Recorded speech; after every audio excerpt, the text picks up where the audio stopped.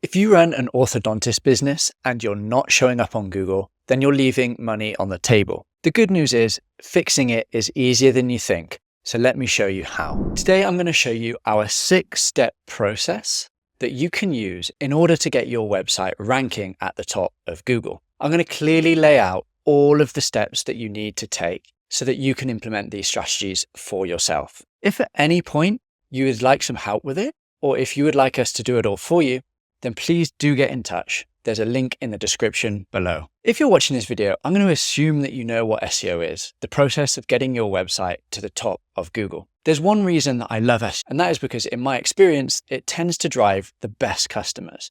If you think about it, the customer that is searching for your service or product is going to be the best type of customer because they're going to stick around longer, they're going to convert better on your website, and because they've already decided that they need your service. So without further ado, let's dive into this 6-step process. Step number 1 of any good SEO strategy is keyword research. This is the process of understanding what do people actually search on Google in order to find your type of business. Doing solid keyword research will help us position our website for the right terms. After all, there's no point in building a website and having a strategy around a keyword that nobody searches. I mean, what is the point?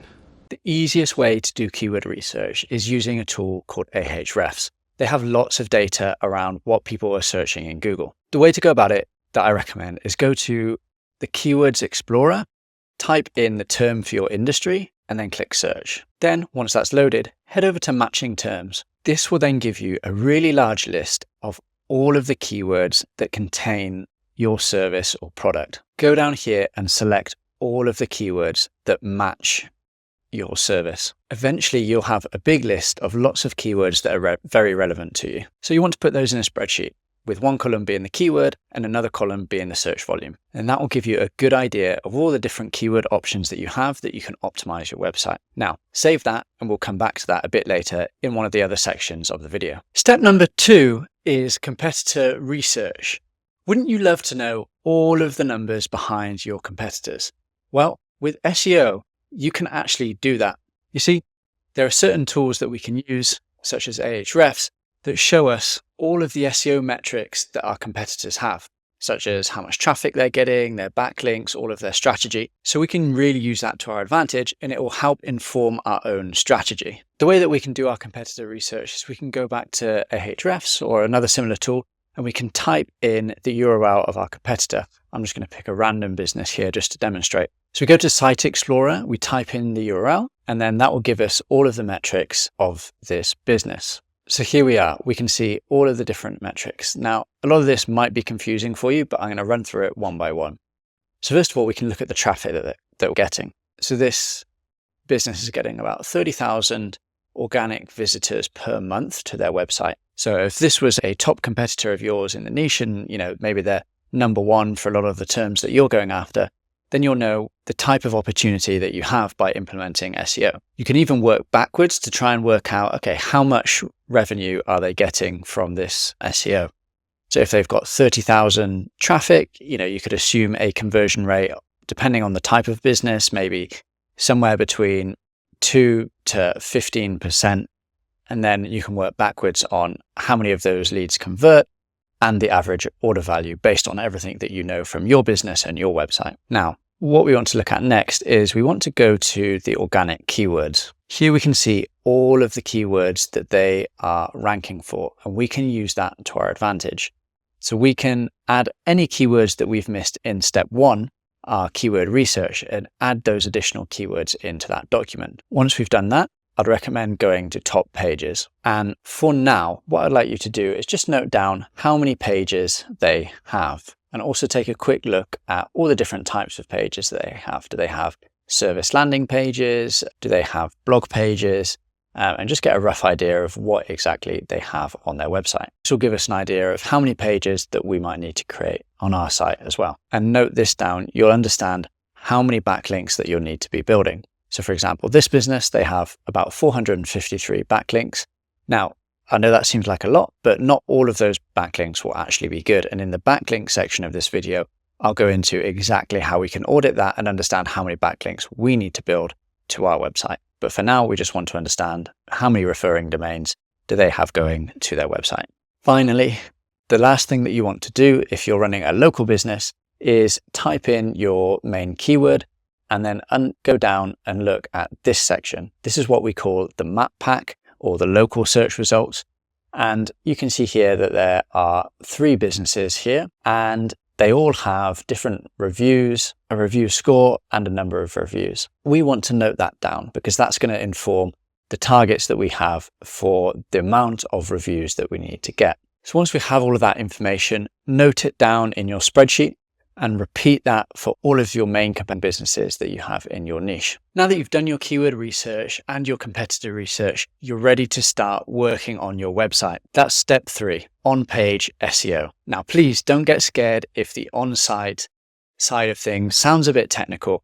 I'm going to break it down and make it as easy as possible for you. Alternatively, if you're already working with a web development agency or freelancer, you can use what I'm saying and give the instructions over to them. We want to go back and visit our keyword research. Now, for our key services or areas or products, we all want to create dedicated landing pages for these keywords. Now, what a dedicated landing page looks like is usually something fairly similar to your homepage, but all of the content and the keywords on that page are really focused around that core keyword to do with your service. So what do you want to do? Well, the best practices are that you should put your main keyword on these pages, and they should go in these locations. The first is it should be in the main title of your page. The second is it should be in the main heading of the page. Third, it should be within the first 100 words of the content on your page. It should also be in the URL. And then finally, you want to include it roughly 1 to 2 times every 200 words that you keep writing. However, there is a caveat there. You don't want to just force your keyword into the writing. You want to make it sound natural and only include it where it makes sense. Now, a lot of this can actually be simplified by using what we call correlation tools.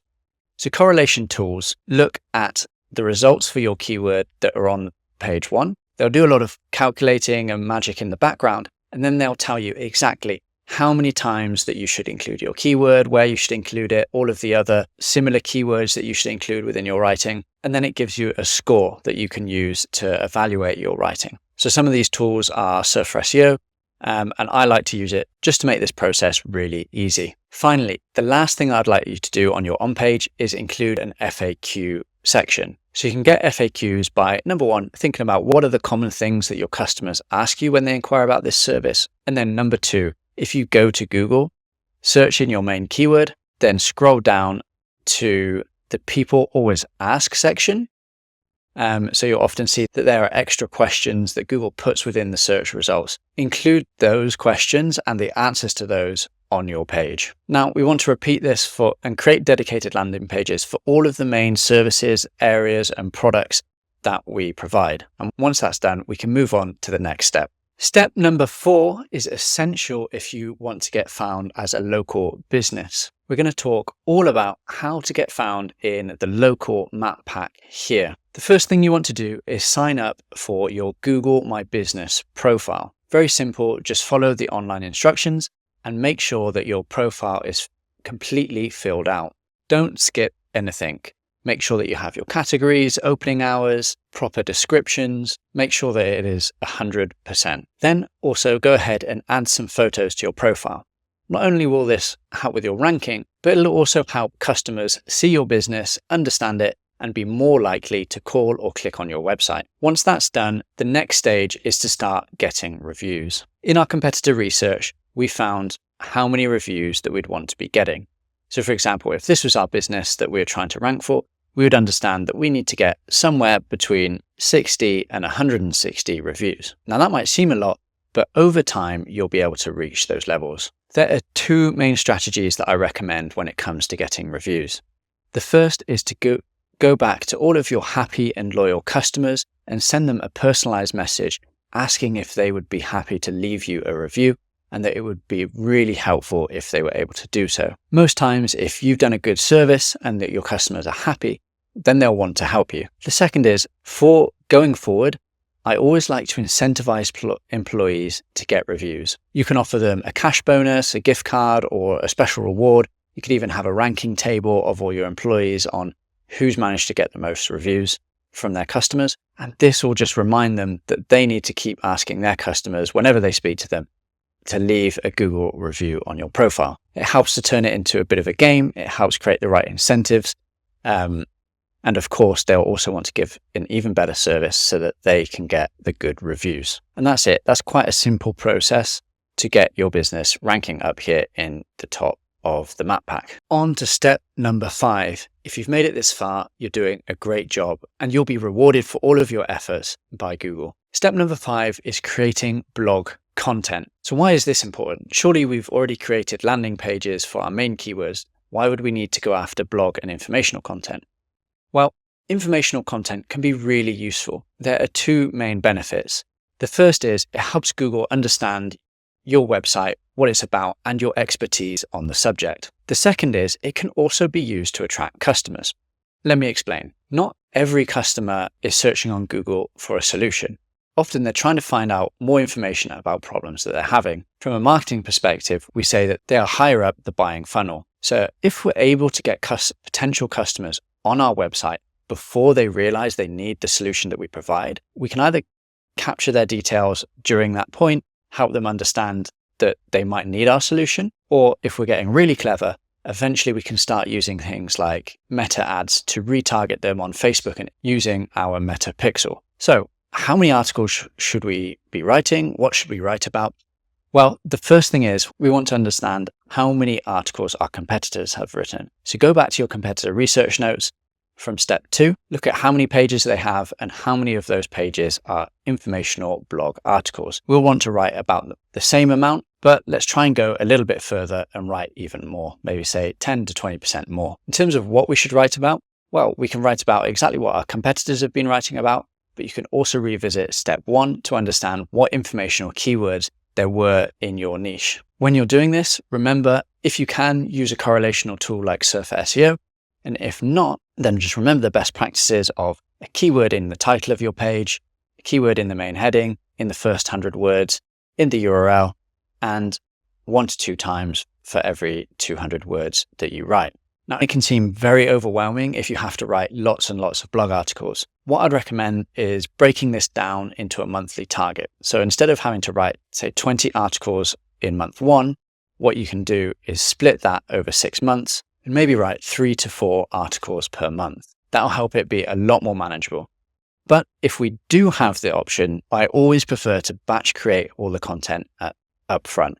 That's because the sooner we get that on the website, the sooner that Google is going to discover those articles and going to start sending us traffic. Another option might be to work with a freelance writer or a content creation agency. Now, we've done a lot of foundational work here, but step number 6 is what is really going to drive the increase in rankings for our website. These are backlinks, and you can think about them as the fuel to our fire. Backlinks are links coming from other websites to our website.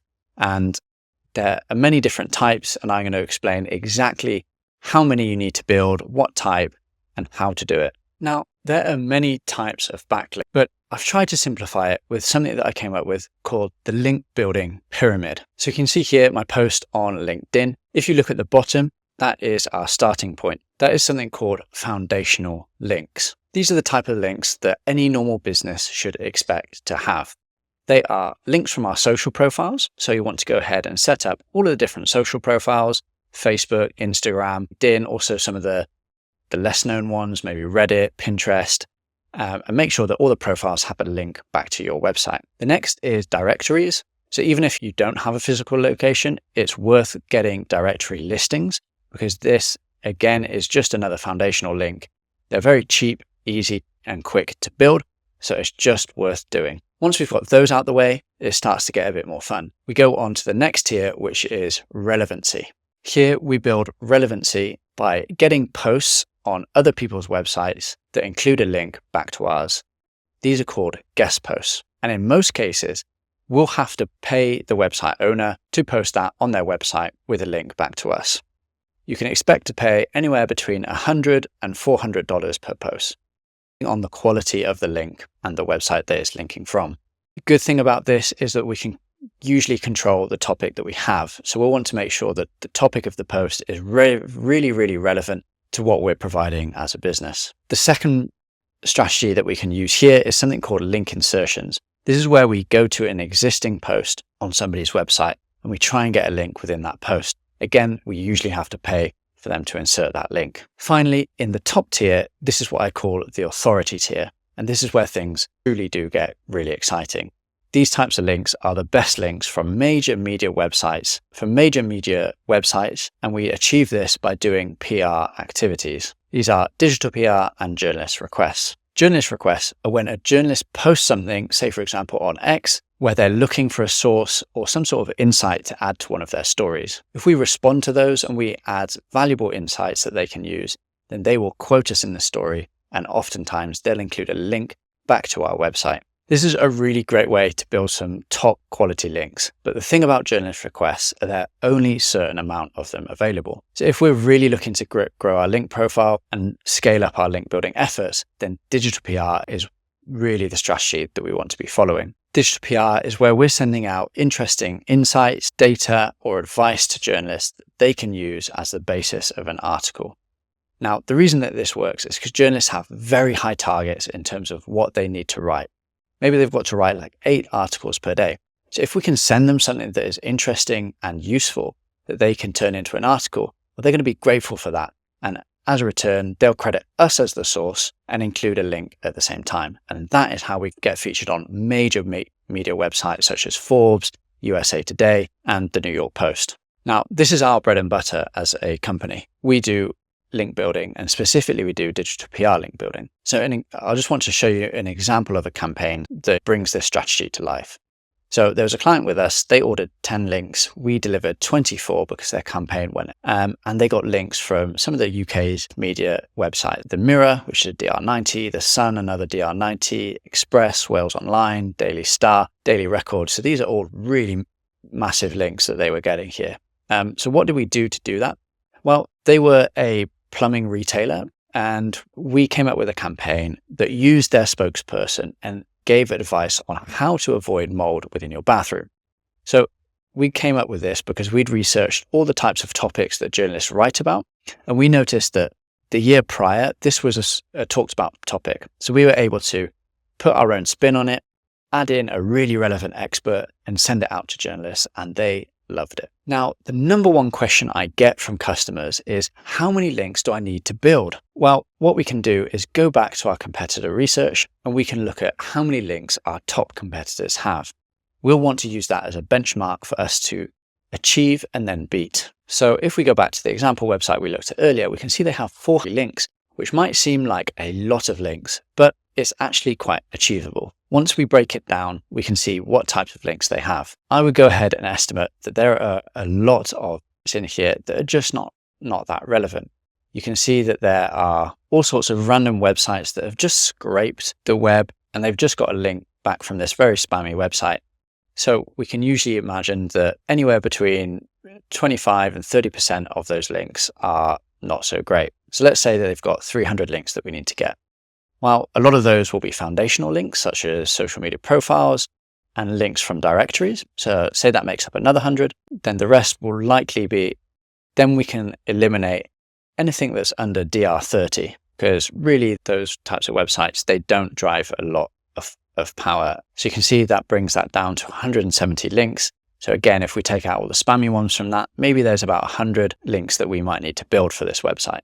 We can go ahead and do an analysis to see, okay, what sort of DR ranges do they have? How many links do we need to build with each DR range? And then work back from there, how many guest posts and link insertions we might need to get, and how many links from the press we might need to get. So if that does seem a bit confusing, any potential client that we take on, we do a free audit. So just get in touch with our team and we are more than happy to do an audit, come up with a link building plan for free, no obligation. You don't have to use us. You understand the types of links that you need to build, how many you need to build, and if you were to follow a link building plan with us, how much that would actually cost. So there you have it, all 6 steps of the SEO process. It's worth noting that SEO can be a long-term process. Don't expect to see results in the first few days. If you think about it, it's going to take a while to do all of that work that we've just gone through, to create the pages, build the backlinks, and then once we've created it, we actually need to wait for Google to crawl and discover all of that content and backlinks. And then after that, there's still going to be a delay for the rankings to take effect. So it's going to take several months of hard work and then several months of waiting to start seeing our results. But the wait, I promise you, is worth it, because if you can be consistent with your effort, you'll end up getting consistent results and consistent leads and sales coming through your website. One final parting bit of advice would be to come up with a plan of action. You don't have to do it all in week 1. You can break it down into much more manageable chunks. For example, each month, how many articles are you going to write? How many links are you going to build? How many reviews are you going to try and get on your Google My Business profile? Doing that will make it easier for you to hit your SEO goals, and it will make the workload much more manageable. So there you have it. Everything you need. If at any point you want some experts to handle it for you, just get in touch with me and my team, and we're more than happy to do it. Just click the link in the description. Thanks for listening.